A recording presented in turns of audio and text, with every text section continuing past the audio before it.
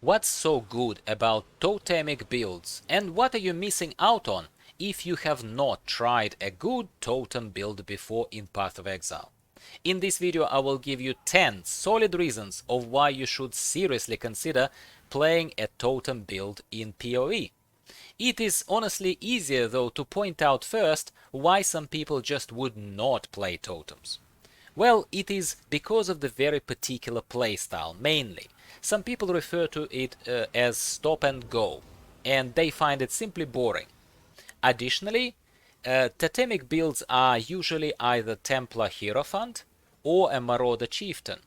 And if you simply do not like the looks or the voice lines of those character archetypes in Path of Exile, then that's it. You probably won't consider totems even if they were the best thing since sliced bread, right?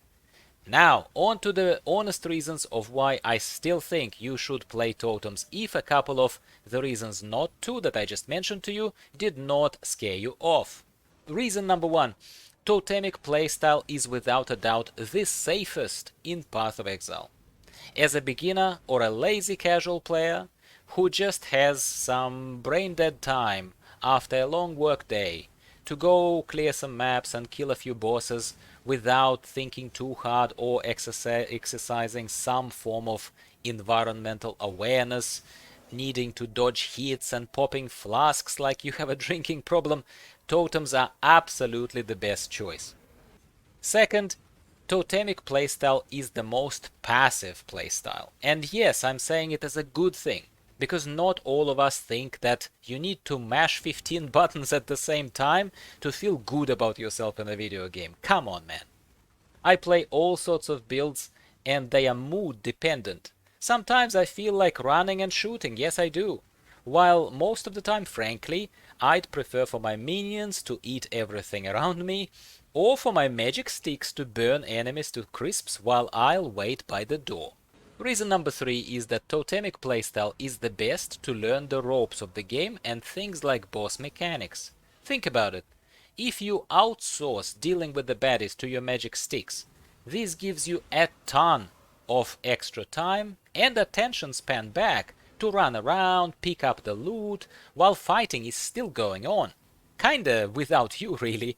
You run around safely dodging projectiles and dangerous boss AoE, look around and pay attention to what's happening in general, and so on and so forth. I hope you get my drift here.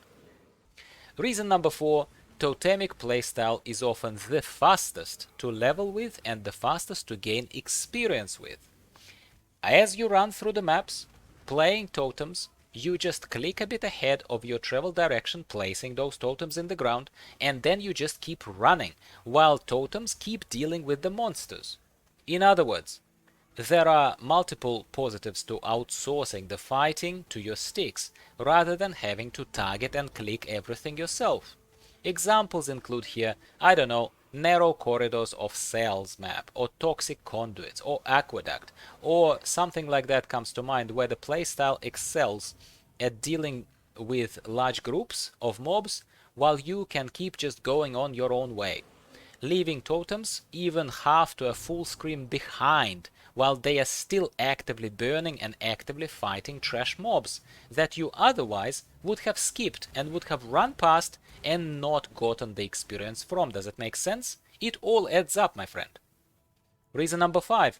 Totems are like minions that don't follow you, and again, in this context it's a good thing.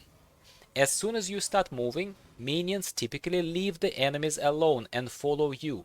This results in lower DPS because they stop damaging the enemies, and this also robs you of that extra experience that you would have gotten if they simply kept fighting. And also makes you stick around the fighting area with your minions if you want the results that you want, if you want them to keep fighting basically. Totemic playstyle again allows a lot better tactical positioning, which goes back to the point about safety and freeing up your hands to do whatever you want instead of constantly clicking around and trying to stay alive while being in the very close proximity of the boss or place where the fight is going on. Reason number 6. Totems often give you extra benefits that otherwise you would not have had, not for free anyway. Holy Flame Totem, for example, creates consecrated ground that gives you full curse immunity. That's otherwise not achievable without a few very expensive endgame items.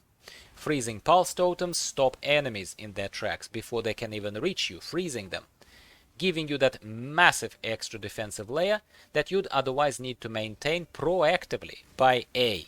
using Freezing Pulse spell in the first place, which by the way is not particularly popular as a self-cast non-totemic setup, and B. proactively managing the battlefield to make sure that the right and most dangerous mobs are staying frozen if that's what you're relying on.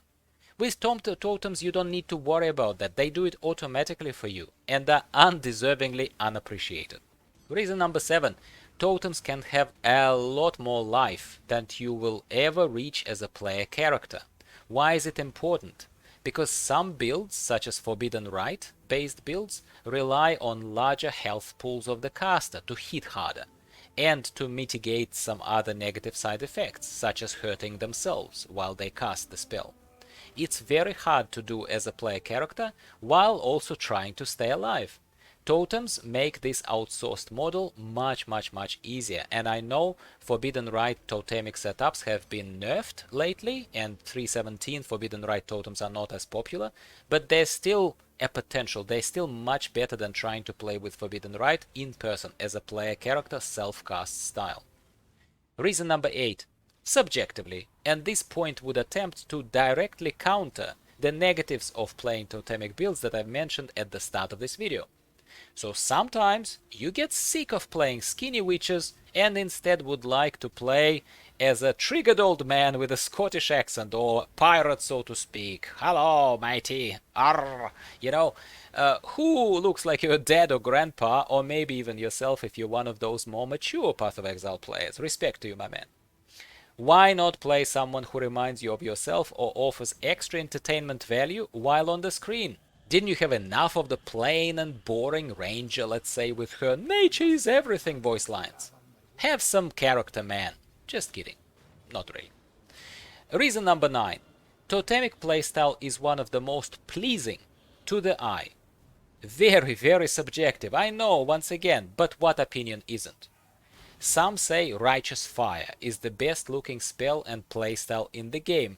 I give them the credit that that's very pretty too, but I personally just love those streams of flame that a bunch of Holy Flame totems are emitting. Again, it depends on the mood, but it's just awesome to my eye and so much better than a lot of other visuals in the game.